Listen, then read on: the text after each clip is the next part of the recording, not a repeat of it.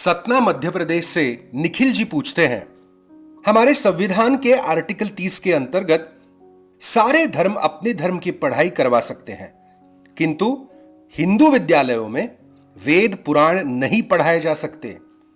क्या सही में भारत सेक्युलर है? इस पर आपकी सहायता चाहिए। निखिल, हम शुरुआत अपने ही छात्र जीवन के अनुभवों से करते हैं। कई स्कूलों में होने वाली सुबह की प्रार्थना में उपनिषद की पंक्तियां शामिल हैं। संस्कृत क्लास में हमें हिंदू धर्म ग्रंथों के हिस्से पढ़ाए जाते हैं। एनसीईआरटी की कक्षा 6वीं और 7वीं के पाठ्यक्रम में हिंदू महाकाव्य रामायण, महाभारत बाल कथाओं के रूप में बच्चों को पढ़ाए जाते हैं।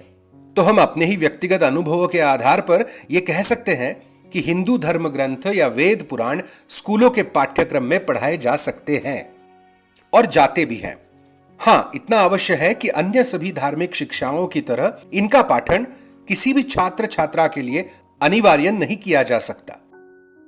अब समझने का प्रयास करते हैं कि संविधान में आखिर कहा क्या गया है। यह आर्टिकल 26 है, जो कि किसी भी व्यक्ति को धार्मिक कार्यों के प्रबंध की स्वतंत्रता प्रदान करता है। जैसे आप देख सकते हो, इसके अनुसार किसी भी धर्म या संप्रदाय के लोग अपनी चैरिटेबल संस्था बनाकर उसमें अपनी संस्कृति के बारे में सिखा सकते हैं।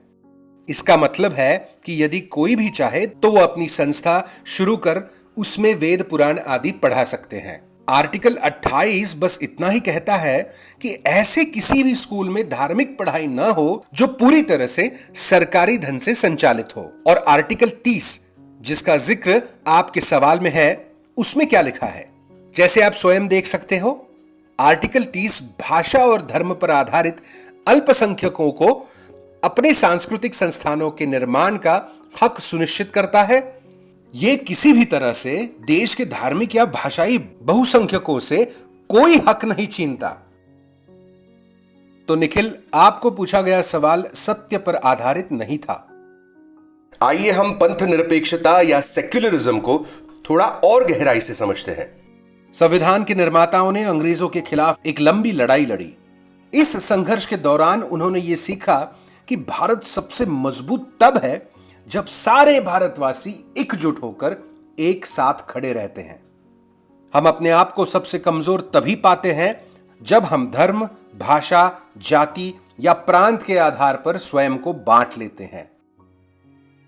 हमारे इसी एकता को बनाए रखने के लिए उन्होंने एक ऐसे संविधान की रचना की जिसमें हर धर्म के लोगों को भारत में सुरक्षा, भागीदारी, अपनापन और बराबरी का एहसास हो। हर धर्म के लोगों को भारत में घर जैसे अपनेपन का एहसास दिलाना, इस सपने को ही हम सेक्युलरिज्म कहते हैं। सेक्युलरिज्म ने भारत को 70 साल से एकजुट और सशक्त बनाए रखा है। हमें हमारी पंथ निरपेक्षता पर गर्व होना चाहिए।